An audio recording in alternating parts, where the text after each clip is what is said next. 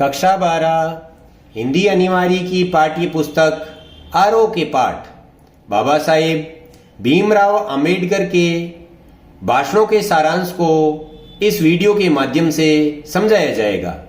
बाबा साहेब का जन्म 14 अप्रैल 1891 ईस्वी में महू मध्य प्रदेश में हुआ।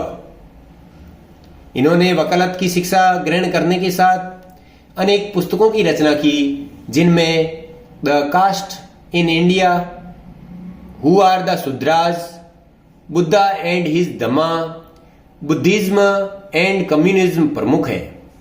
बाबा साहेब को मानव मुक्ति का पुरोधा, भारतीय संविधान निर्माताओं में महत्वपूर्ण भूमिका अदा करने वाले व्यक्तियों में इनकी गणना की जाती है। इनके प्रेरक व्यक्तियों में बुद्ध, कबीर और ज्योतिबा फुले प्रमुख हैं।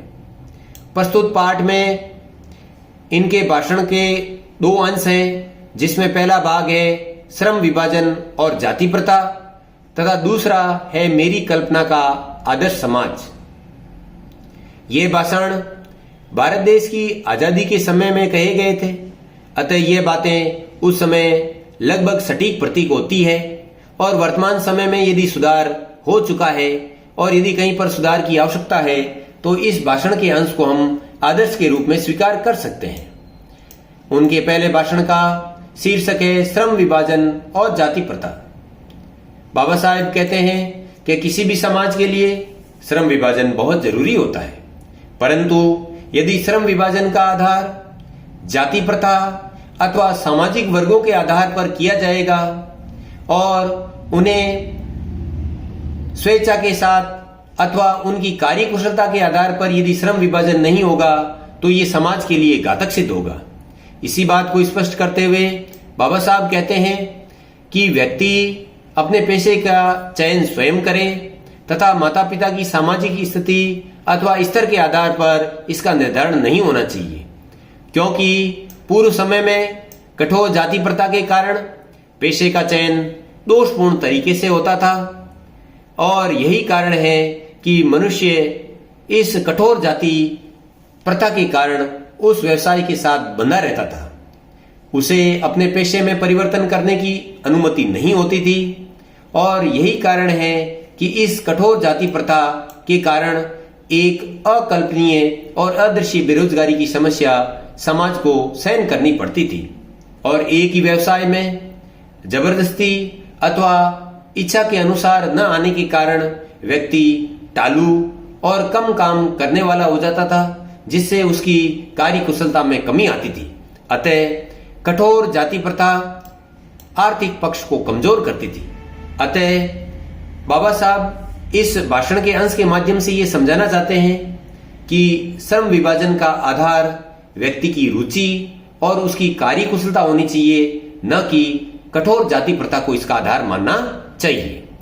उनका अगले भाषण का अंश है जिसका शीर्षक है मेरी कल्पना का आदर्श समाज। एक आदर्श समाज के लिए उन्होंने 3 बिंदुओं अथवा तथ्यों को आना अनिवार्य बताया है, जिसमें सबसे जरूरी है स्वतंत्रता, दूसरा समता और तीसरी वस्तु है भ्रातृत्व अथवा भाईचारे की भावना। वे ये कहना चाहते हैं कि देश में सामाजिक जीवन में सभी लोगों के लिए अबाध संपर्क के अनेक साधन और अवसर उपलब्ध होने चाहिए और स्वतंत्रता का मुख्य अर्थ उन्होंने व्यवसाय चुनने की आजादी से लिया है, अर्थात प्रत्येक व्यक्ति को अपने व्यवसाय अथवा पेशे के चयन की आजादी मिलनी चाहिए। फिर उन्होंने समता विषय पर चर्चा की है कि व्यक्ति के अंदर जो समता का निर्धारण है वो 3 तरीके से होता है। पहला है उसकी शारीरिक वंश परंपरा से प्राप्त समता, दूसरा सामाजिक उत्तराधिकार के रूप में या माता पिता से प्राप्त अधिकारों के द्वारा प्राप्त समता, और तीसरा मनुष्य अपने स्वयं के प्रयत्न के द्वारा प्राप्त अथवा अर्जित समता। इसमें बाबा साहब कहना चाहते हैं कि ऊपर के जो 2 आधार हैं उनके आधार पर यदि व्यक्ति के साथ अनुचित व्यवहार किया जाता है तो इसको बाबा साहब ने गलत माना है, क्योंकि ये दोनों समता के जो तत्व हैं वो उसे पूर्व निर्धारित रूप से प्राप्त हुए हैं, इसमें उस व्यक्ति विशेष का कोई योगदान नहीं है।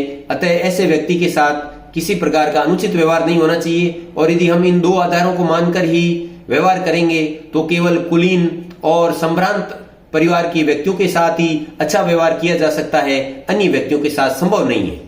हाँ, तीसरा जो बिंदु है उसके आधार पर आप व्यक्ति के साथ असमान व्यवहार कर सकते हैं, क्योंकि एक व्यक्ति यदि अपनी कुशलता से श्रेष्ठ स्थिति को प्राप्त करता है तो उसके साथ श्रेष्ठ व्यवहार होगा, और यदि वह कुशलता प्राप्त न कर पाएगा तो शायद उसके साथ अच्छा व्यवहार नहीं किया जाए।